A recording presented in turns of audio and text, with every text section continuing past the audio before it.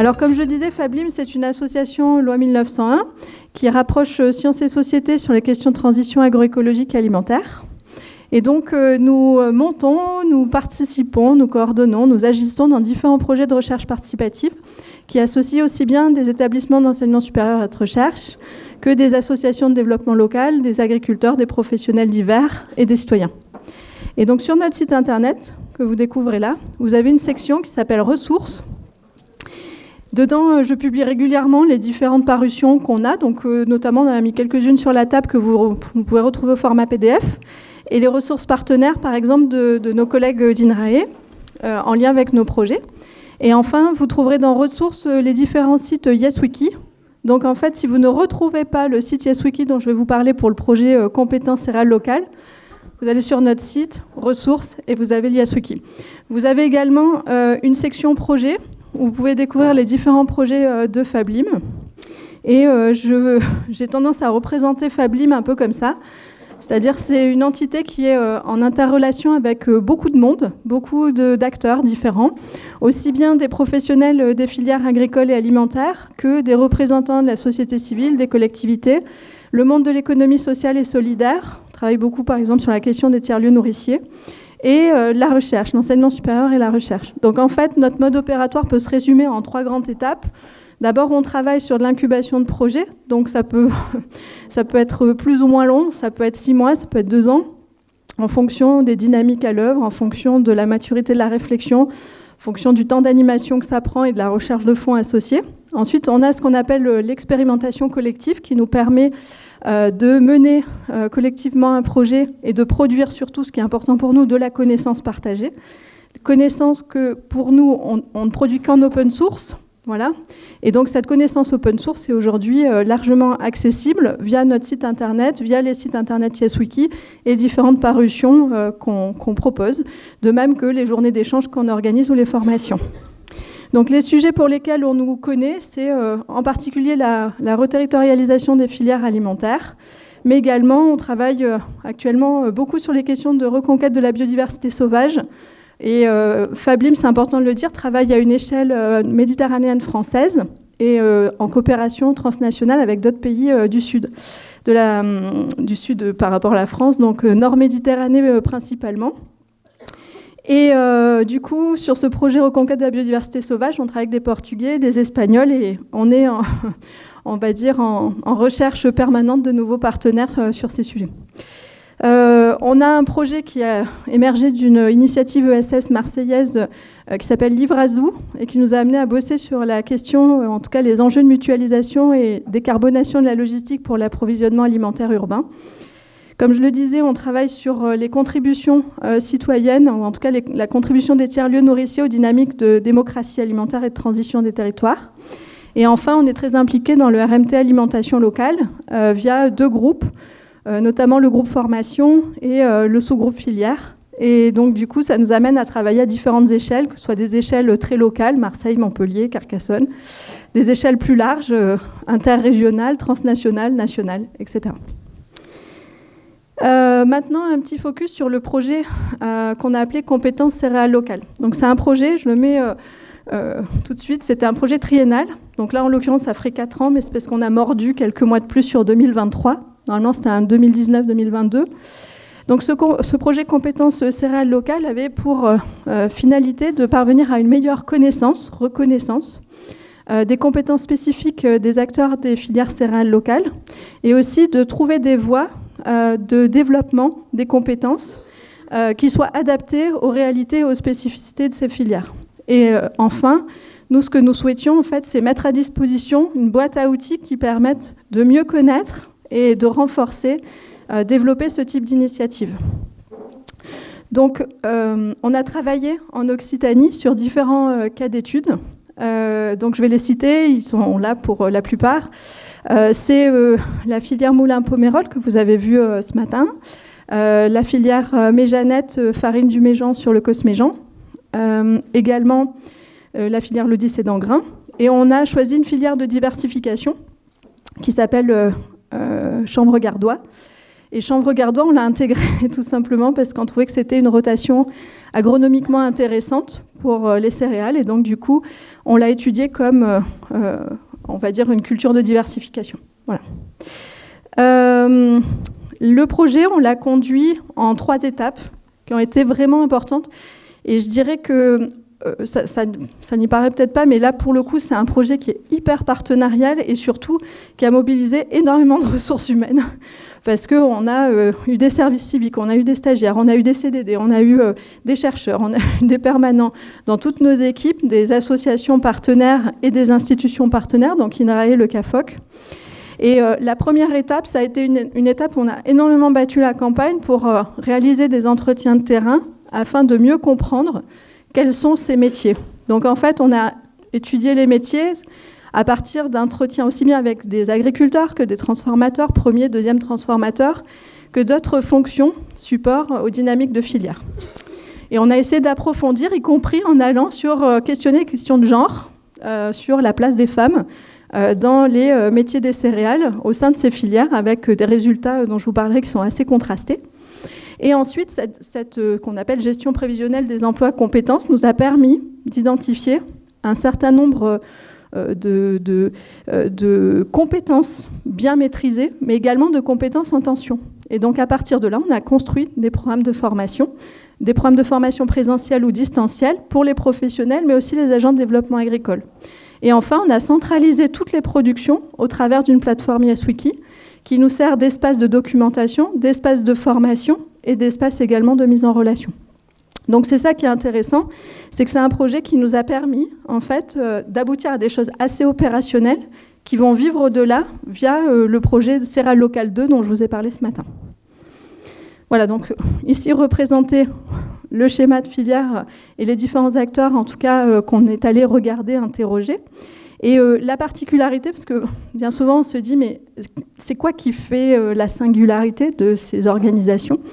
Et on les a définis avec les gens de terrain comme étant des organisations qui vont mobiliser des acteurs qui sont réellement engagés dans des démarches de transition écologique et qui cherchent à développer, et ça c'est vraiment important, c'est un point clé, qui cherchent à développer leur capacité à faire ensemble et à prendre des décisions ensemble. Et non pas, en fait, à concentrer des savoirs ou à concentrer une prise de décision à travers d'un petit nombre d'acteurs et souvent vers l'aval et non pas vers l'amont. Voilà.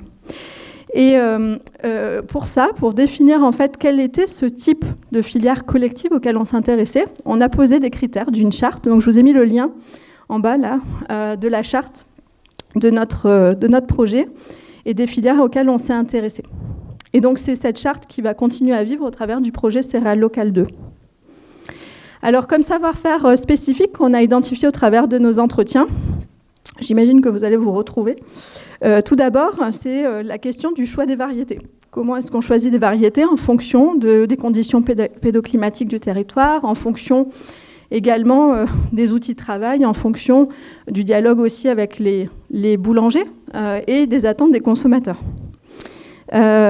Comment est-ce qu'on conduit ? Quels sont les itinéraires techniques pour conduire la culture de ces variétés anciennes de blé ? Comment est-ce qu'on arrive également à les transformer ? Comment on produit des variétés qui soient adaptées à la panification ? Également, on s'est questionné sur les produits de la rotation, ce qui est en bio particulièrement important, notamment la question de la valorisation des légumineuses, parce que les producteurs n'ont pas forcément la capacité d'être investis dans 15 filières. Donc, en fait, penser d'ores et déjà la valorisation des produits de la rotation, c'est quelque chose d'important. Comme l'a montré Marie, ça demande aussi de maîtriser des outils traditionnels de meunerie. Donc, on a beaucoup parlé de moulins à strier, meules de pierre, même de moulins à vent ce matin. On a d'autres exemples de moulins à eau. La question du stockage, du transport des grains des farines, l'élaboration de cahiers des charges, ça aussi on l'a abordé ce matin. Et enfin, c'est pas négligeable, toutes les questions de négociation, discussion, gestion des relations interpersonnelles qui sont absolument indispensables dans tout collectif. Et là, a fortiori, quand il s'agit en fait de monter des organisations avec des opérateurs économiques déjà en place et qui vont travailler ensemble pour développer leur activité, donner du sens, produire une réponse à des besoins au niveau du territoire, mais avec l'enjeu de ne pas fragiliser leur activité économique existante. Voilà. Ce Ce qu'on a vu aussi comme particularité de ces filières collectives céréales locales, c'est qu'en fait, il y a énormément d'interactions. C'est-à-dire, on a relevé des interactions très fréquentes, qu'elles soient dans un cadre formel ou totalement informel. Donc, informel, ça va être à l'occasion d'une rencontre sur le marché, d'une fête, d'une foire, etc. Et formel dans des cadres plus dédiés à la réunion grâce à l'animation d'un animateur de développement local, etc. Il va s'agir de temps, on va dire, qui vont permettre de définir les conditions de la relation, qui vont permettre d'ajuster aux besoins. Certains, on a entendu ce matin qu'il y avait parfois des inconformités, donc il faut en parler, il faut voir comment améliorer, il faut voir... Donc en fait, on va construire des réponses collectivement à des questions, a priori, sur lesquelles on ne s'était pas attaché au démarrage et qui se sont présentées au fur et à mesure. Voilà. Donc là, c'est un travail qu'a réalisé une ancienne chargée d'études à INRAE. Elle a fait beaucoup d'enquêtes de terrain et elle a essayé d'analyser en fait les réseaux d'échange et de conseils entre les professionnels, et on s'aperçoit que les réseaux d'échange et de conseils sont parfois moins locaux que ce qu'on pensait. Alors évidemment, ils sont très locaux, mais quand on va chercher certaines expertises, certains savoir-faire, et on le voit bien au travers de la réunion d'aujourd'hui, parfois on va aller chercher très loin parce qu'il n'y a pas forcément des experts ou des gens qui parlent le même langage avec qui on peut se comprendre, et donc du coup ça amène les gens à aller parfois dans d'autres régions, etc. Et donc ces besoins d'ajustement, ces besoins de faire collectif amènent, et ça on l'a bien identifié, à devoir maîtriser un certain nombre de compétences collectivement. C'est-à-dire, en fait, on ne dit pas, bon, ça, c'est pas mon problème, c'est le meunier qui s'en occupe, ou ça, c'est pas mon problème, de toute façon, le boulanger, il s'arrangera avec ça. Non, en fait, il y a différentes choses, donc je ne vais pas lister de façon détaillée tout ce qu'on a pointé, mais juste vous dire, en fait, qu'il y a des savoir-faire où, en fait, il faut le maîtriser collectivement. Quand on parle de mettre en place un cahier des charges, défendre une marque collective, choisir les variétés les plus adaptées pour que tout le monde s'y retrouve, négocier ensemble des prix, etc. Donc ça, c'est des choses qui sont importantes à débattre, et donc des compétences, ça demande un savoir-faire qui va devoir s'acquérir collectivement. Et ce qu'on a observé également, et c'était l'intérêt de travailler à une échelle de plusieurs filières en région Occitanie, c'est qu'en fait, il y a d'un côté des compétences qui sont donc spécifiques à telle filière, spécifiques à telle autre filière, mais en même temps, on se dit, mais il y a des besoins dans telle filière et d'autres besoins dans telle filière, ça pourrait se faire écho. Et donc, on s'est dit, mais finalement, alors je ne vous liste pas non plus le détail, tiens, Odyssée d'Angrain, ils sont vraiment bons pour gérer un statut coopératif. Ils ont vraiment réfléchi à ça, comment mettre en place leur cycle, comment prendre les décisions. Mathieu nous a bien expliqué ce matin comment est-ce qu'ils ont réussi à valoriser, développer la rémunération du producteur au fur et à mesure à partir d'un accord initial. Donc ça, c'est intéressant. Tiens, ça va intéresser telle autre filière, etc. Moulin-Pomerol a eu des soucis, par exemple, de gestion du stockage, etc. Tiens, ça intéresse Farine du Méjean, etc. Et donc, du coup, nous, on s'est dit, à la suite de cette analyse, ce qui est vraiment important, c'est d'arriver à valoriser les apports de compétences croisées en valorisant l'existant, c'est-à-dire vraiment le savoir-faire spécifique que maîtrise tel acteur ou tel collectif d'acteurs dans telle filière, tel territoire, et d'encourager les passerelles. Voilà. Et ça, ce côté passerelle, pour nous, il est vraiment important, et la journée d'aujourd'hui contribue. Et donc là, je vous cite 4 filières, mais évidemment, en fait, ce qui a été particulier dans ce projet, c'est qu'au fur et à mesure qu'on le développait, on a été contacté par beaucoup d'autres personnes, c'est-à-dire, tiens, dans les Alpes-Maritimes, il se fait un truc, ou tiens, en Rhône-Alpes, il y a tel projet, tiens, en Pays Basque, etc. Et donc, du coup, on s'est dit, il y a vraiment un sujet. Et ça, ça a été vraiment pour nous un élément fort de se dire, il faut qu'on arrive à gérer ces mises en relation à une échelle beaucoup plus large. Et vous allez voir comment ça nous a amené à mettre en place cette plateforme ressources et à inventer le projet Céréales Locales 2. Donc ça, c'est la page d'accueil du site. Vous avez une présentation du projet et de la fameuse charte. Voilà. Et vous avez 3 espaces, se documenter, se former, se mettre en réseau. Donc on a essayé que ce soit le plus simple possible pour l'utilisateur. Et je vais détailler en particulier 2 espaces, l'espace se former et l'espace se mettre en réseau.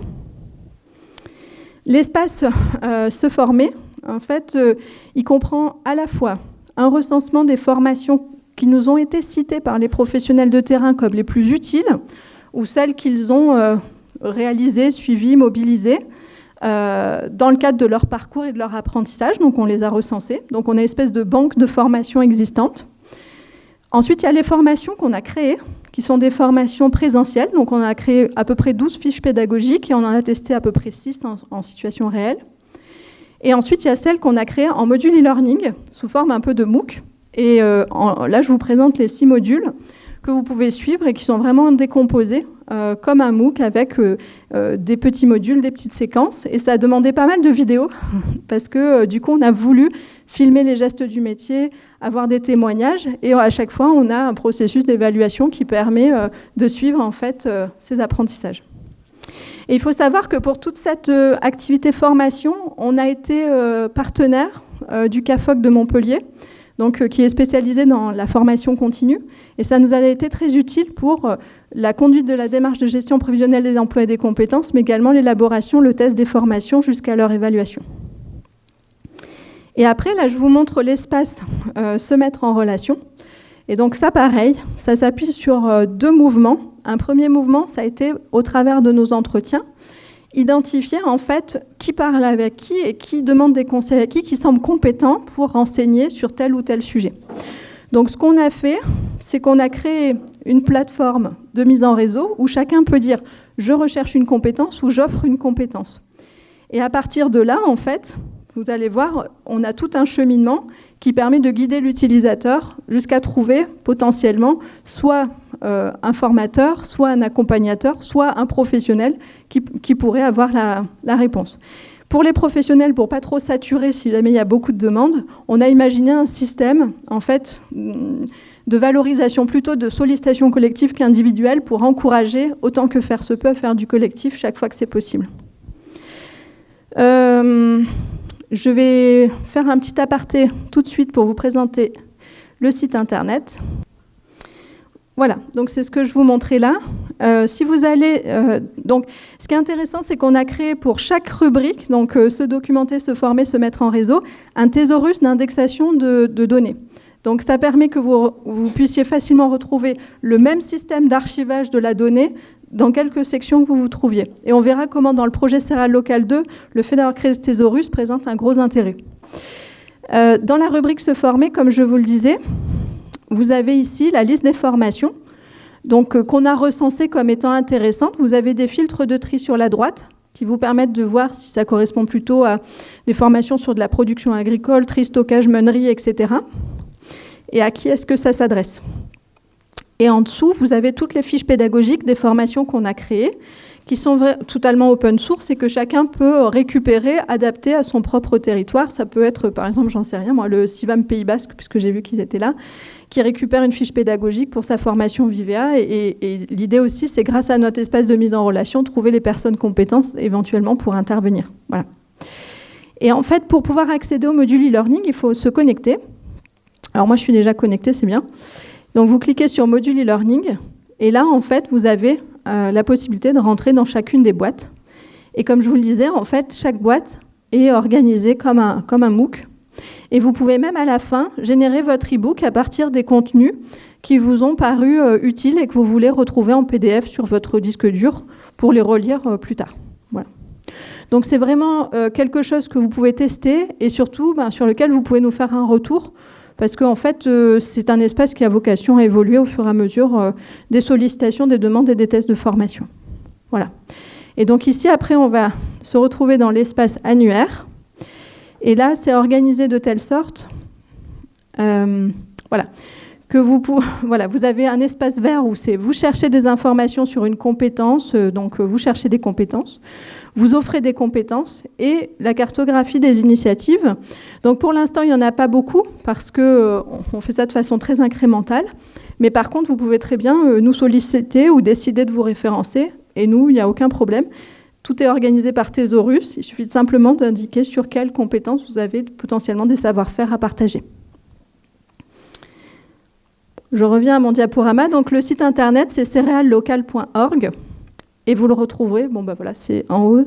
Et vous le retrouverez dans la présentation que je vais partager à l'issue de cette journée d'échange. Et donc vous dire qu'on a monté avec Réseau Semences Paysannes d'une graine aux autres, INRAE Biocivam de l'Aude, un nouveau projet qui s'appelle Céréales Locales 2 cette fois-ci, et qui n'a plus une échelle sud, mais une échelle véritablement nationale. Et en fait, on s'intéresse particulièrement dans ce projet Céréales Locales 2, qui sera donc sur, alors j'ai mis 2022-2025, mais c'est 2022-2023 jusqu'à 2025, la caractérisation et la mise en réseau d'initiatives autour des céréales locales qui impliquent de façon mixte aussi bien des professionnels que des citoyens. Donc on a référencé différents projets. Par exemple, côté Fablim, on s'intéresse, on est en immersion chez la Grange des Roux, dans le Vaucluse. Voilà. On a repéré également une initiative intéressante, Moulin des Garrigues, à côté de Montpellier. Et donc l'idée, c'est d'arriver à comprendre qu'est-ce qui se joue dans le collectif et surtout qu'est-ce que ça produit en termes de connaissances partagées et pourquoi pas de communs partagés, matériels, immatériels.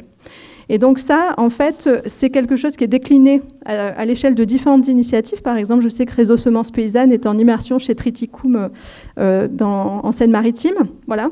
Et donc la mise en commun de ces connaissances, savoir-faire, va nous permettre d'organiser des mises en réseau et de continuer d'alimenter la plateforme de mise en relation de notre projet céréales, de notre plateforme céréales locales. Et en fait, on a eu un débat, mais on s'est dit finalement, ce qui serait bien au travers de ce projet Céréales Locales 2, ça serait aussi de profiter que cette plateforme et ce thésaurus existent pour centraliser les résultats de recherche qui, du coup, sont menés peut-être par nous, mais par INRAE, etc., dans le cadre de différents projets, et d'avoir un lieu un peu centralisé et facile d'accès pour les professionnels. Donc, on s'est dit, tiens, pourquoi pas, demain, tendre vers un projet d'open data. Et du coup, on s'est dit, gros débat avec Daniel qui dit, mais attention, l'open data, c'est l'informatique, il ne faut pas habituer les gens à faire Google, j'ai une question, tac, j'ai la réponse. Et ce n'est pas ce qu'on propose non plus. On est en débat sur comment est-ce qu'on arrive à la fois mettre les gens en posture de je prends, mais aussi je partage. Et donc, ça fait partie aussi de critères de collaboration qu'on est en train de réfléchir à l'échelle de notre partenariat sur ce projet un peu émergent. Donc, en fait, a priori, d'ici 3 ans, sur la plateforme Céréales Locales 2, on pourra avoir accès à un prototype d'open data qui permettra de consulter ou de poster des données en lien avec les différentes thématiques entrées de notre thésaurus et qui permettra à des chercheurs de valoriser aussi de la connaissance et de la mettre à disposition des professionnels, que ce soit sur la panification, que ce soit sur les modèles économiques, etc., etc. Donc là, je vous ai mis une petite photo de la Grange des Roux. Armand, tu reconnaîtras chez toi. Voilà. Et du Moulin des Garrigues. Donc c'est une meunerie itinérante tractée et alimentée par panneaux photovoltaïques qui se déplacent dans les fermes pour aller moudre le grain. Voilà. Et avec l'idée d'en faire aussi un outil à disposition de familles peut-être en précarité ou en tout cas de familles du territoire. Voilà, sachez aussi que sur Céréales Locales, dans un très court terme, on va monter un petit référencement des fonds de formation, donc qui permettent de financer des formations pour vos professionnels ou pour vous en tant que professionnel, selon votre statut, parce qu'en fait, il y a plusieurs guichets possibles pour la formation des acteurs des métiers des céréales. Et donc, du coup, ça sera prochainement en ligne. On a déjà commencé à y travailler, mais ce n'est pas encore accessible. Voilà. Donc, voilà, ce petit focus pour vous dire que ce projet Céréales Locales, en tout cas compétence Céréales Locales 1, se prolonge aujourd'hui dans Céréales Locales 2 et que ce temps d'échange d'aujourd'hui est vraiment super important pour nous pour marquer la transition et que cette plateforme est vraiment à votre disposition, servez-vous-en et s'il y a quoi que ce soit, vous pouvez nous faire un petit retour sur pourquoi tu as appelé ça comme ça, mais moi je voudrais rajouter ça, ou tiens ça marche pas, on est là pour ça. Voilà.